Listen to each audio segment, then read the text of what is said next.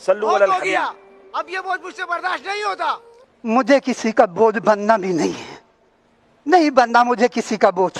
मैं बोझ नहीं बनता हूं किसी पे, ना मुझे किसी का बोझ बनना है। बोझ बर्दाश्त कर लिया तुम लोगों ने मुझे, अब मैं बोझ नहीं बर्दाश्त कर सकते हैं मेरा। भूल गए, सब भूल गए उस वक्त को, जिस वक्त में सबका बोझ बर्दाश्त करता था। आज कहते हैं बोझ बर्दाश्त नहीं होता हमसे। अस्सलाम वालेकुम। अस्सलाम रहमतुल्लाह।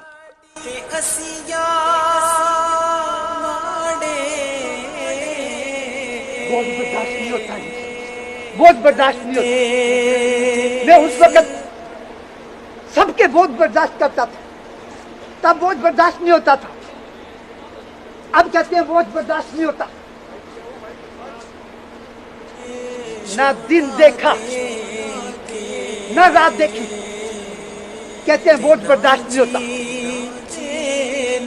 हद होती है, आप बार बार क्यों कह रहे हैं बोझ बर्दाश्त नहीं होता? हद होती है एक बात की।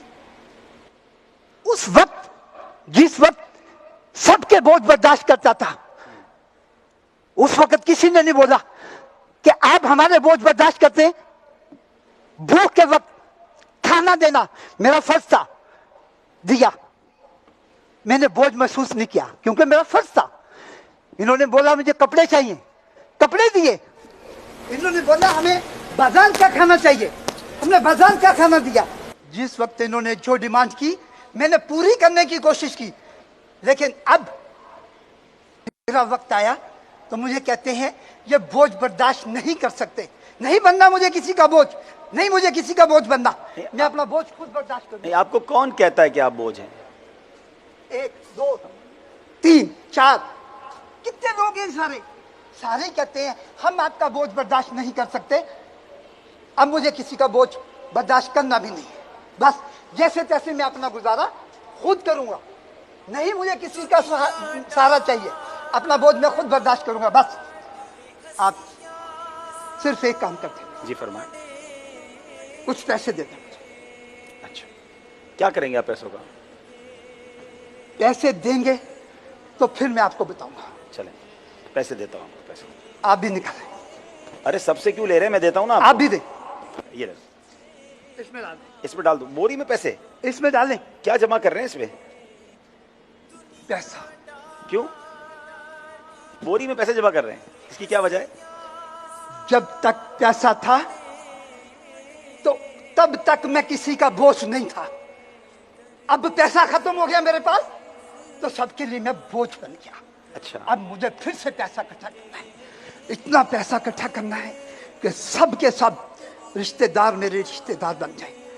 वो मोहब्बतें जो पहले मुझे देते थे दोबारा मुझे दे। जो रिस्पेक्ट मुझे पहले मिलती थी मैं चाहता हूं कि अब मुझे रिस्पेक्ट वो दोबारा वापस मिले। सब मुझे भी इज्जत दे जिस तरह पहले देते थे। तो क्या खिलाता था, आपके बच्चे आपकी खिदमत नहीं कर रहे इन दिनों? खूब खिदमतें करवाई। अब मेरी बारी आई तो अब मेरा बोझ बर्दाश्त नहीं कर सकते। आपको मैं एक बात बताता हूं। जी, बचपन में वालिद का इंतकाल हुआ। छोटे छोटे 6 बहन भाई थे। फट्टे पे छोटी टाफियां लगा लगा कर मैं बेच बेच कर इनको पाल पोस के बड़ा किया, तालीम दिलाई इनको। फिर कारोबार शुरू किया आगे, यहां तक कि मैंने 6 भाइयों की और 2 बहनों की शादियां की माशाल्लाह। और आगे फिर उनकी औलाद हुई। उनकी औलाद को भी मैंने परवान अपनी कोशिश से, अपनी मेहनत से कमाई करके खिलाया और उनको परवान चढ़ाया, आला तालीम दिलाई और उनकी शादियां भी मैंने करवा दी। अपनी औलाद नहीं थी। जितनी कमाई की 6-7 फैक्ट्रियां एक एक भाई के नाम पे मैंने लगा दी और उनको बोला तुम लोग अपना अपना हिस्सा लो, अब काम करो। चंद दिनों में खाकर खत्म कर दी फैक्ट्रियां। अच्छा, खून पसीने की कमाई थी मेरी। फट्टे पे रख के टासने बेचता था स्कूल के गेट के आगे, लेकिन वो चंद दिनों में खत्म कर दी। अब मैं अपने हिस्से की जायदाद भी उनको बांट दी कि तुम लोग अपना गुजारा करो, मेरा अगला मालिक। अब मेरा वक्त आया तो मुझे कहते हैं कि तुम हमारे पे बोझ बन गए। तब मैं बोझ नहीं था। जब ईद का दिन आता था मुझे कहते थे बाबा कपड़े चाहिए, मैं बना कर देता। मैं उनको बोलता बेटा कौन से कपड़े चाहिए, जिस पे हाथ रखते मैं उनको लेकर देता। फिर कभी मुझे ये नहीं बोलता कोई बाबा तू भी कपड़े बना ले। एक दिन किसी ने बोल दिया बाबा तेरे जूते टूटे हुए हैं, जूते ले लो। मैंने उनको बताया अभी पिछली ईद पे तो लिए थे। बस इनकी खुशियां इनके अरमान पूरे करता रहा, लेकिन मेरे दिल के अंदर क्या था सुनकर हैरानगी होगी। वो दिन जिस दिन पानी के अंदर नमक डाल के सुरख मिर्च डाल के बीच में कच्ची और रोटी में खाता था, और इनके लिए जो भी खाना मांगते थे मैं ऑर्डर पे इनको लेके देता। नहीं बताता बेटा मैंने अभी थोड़ी देर पहले जो खाना खाया वो किस तरह का खाया था। इनकी आंखों में आंसू मैं नहीं देखना चाहता था, लेकिन आज मुझे जरूरत पड़ी है इनके सहारे की, तो हमें कहते हैं कि ये हम पर बोझ बन गया। मुझे नहीं बोझ बनना किसी पे। बस ना धूप देखी, ना रात देखी, ना बरसात देखी, ना मैंने गर्मी देखी, ना मैंने सर्दी देखी। मेहनत मजदूरी करके इनका पेट पाला। तो अब आप इसलिए पैसे जमा कर रहे हैं कि आप पैसे जमा करके फिर इज्जत कमाएंगे?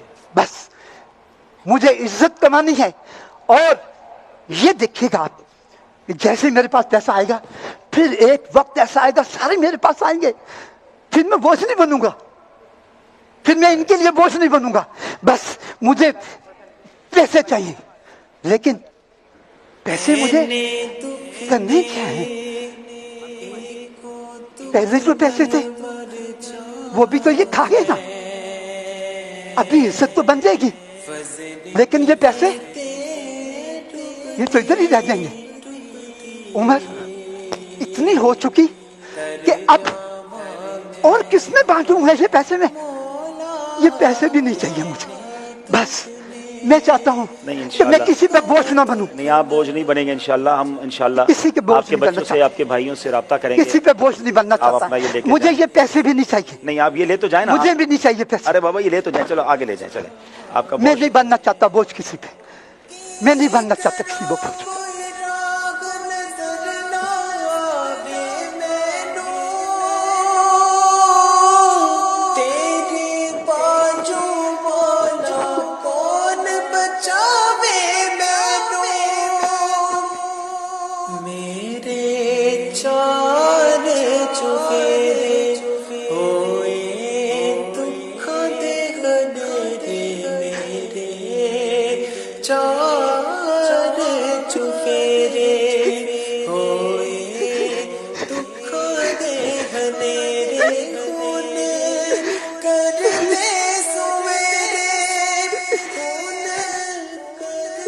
जी नादरीन, बज़ाहिर तो ये एक फ़र्ज़ी खाका है, मगर वाकई हमारे बड़ों ने, हमारे बुज़ुर्गों ने, बिलखुसूस हमारे वालिद ने हम पर बड़े एहसान किए हैं। हमें पाल पोस कर बड़ा किया, अपनी ख्वाहिशात को मारा और हमारी ख्वाहिशात को पूरा किया। मगर जब यही बच्चा बड़ा होता है तो बाज़ औक़ात कहता है कि बाबा जी अब आप हमारी प्राइवेसी में मुतासिर हो रहे हैं, हमें अब आपकी ज़रूरत नहीं है। ओल्ड हाउस में माँ बाप को डाला जा रहा है, आज माँ बाप को घरों से निकाला जा रहा है। आज उन मोहसिनीन को जिन्होंने हमें हाथ पकड़कर चलना सिखाया, जब उनके हाथ पकड़ने की बारी आई है तो लोग उन माँ बाप को और उन मोहसिनीन को भूलते जा रहे हैं। ये एक फ़र्ज़ी खाका है, मगर मैसेज है उन लोगों के लिए कि ये हम पर बोझ नहीं है। इन्होंने हमारा बोझ उठाया था और अब बारी हमारी आई है, तो खिदमत से जी न चुराएं। सच्ची बात तो यह है कि नसीब जागता है उनका कि जिनको माँ बाप की खिदमत का मौका मिलता है, जिनके पैसे माँ बाप पर खर्च होते हैं, तो कभी भी इन्हें बोझ न समझना। बल्कि मैं एक और बात आपको बताता हूँ, मैंने खुद अपनी ज़िंदगी में इसको एक्सपीरियंस किया है कि ज़िंदगी ने इसका एक साइकिल है। हम जब 4-5 साल के थे तो हाथ पकड़ के चलते थे, हमारे लिए एक वॉकर होती थी, ट्रॉली जिसको कहते हैं, उसमें माँ बाप चलाते थे। फिर हम चलना सीख गए, दौड़ना सीख गए, जवान हो गए, फिर बुढ़ापा आता है और एक वक्त आता है 60-65 साल के बाद कि बूढ़ा आदमी फिर जाके व्हील चेयर पर आ जाता है। यानी ज़िंदगी का एक सफ़र ऐसा था कि हम चलना सीख रहे थे और फिर उसके बाद ज़िंदगी का एक वक्त ऐसा आता है कि किसी के हाथ पकड़कर चलने की ज़रूरत पड़ती है। تو اب اگر ایسی اسٹیج پہ ہمارے والدین یا بزرگ آ جائیں نا تو ہمارا کام ہے کہ ہم ان کی خدمت کریں، ان کی دعائیں لیں، ان کا ہاتھ پکڑ کر جب چلنے کا موقع ملے. میں وہ منظر نہیں بھول سکتا کہ ایک بار مجھے موقع ملا تھا اپنے والد صاحب کا ہاتھ پکڑ کے چلنے کا، تو میں نے اپنے دل میں یہ کہا کہ ایک وقت تھا کہ جب یہ میرا ہاتھ پکڑ کے چلاتے تھے، آج مجھے اللہ نے یہ موقع دیا ہے، تو جب بھی یہ موقع ملے تو اس کو بوجھ نہ سمجھیں. اللہ کرے کہ جو لوگ ماں باپ کی عزت نہیں کرتے، ماں باپ کا دل دکھاتے ہیں اور ماں باپ پر خرچ نہیں کرتے، ان کی خدمت نہیں کرتے، وہ آج کے اس مختصر سے سیگمنٹ سے سبق حاصل کریں. اللہ کرے کہ دل میں اتر جائے میری بات.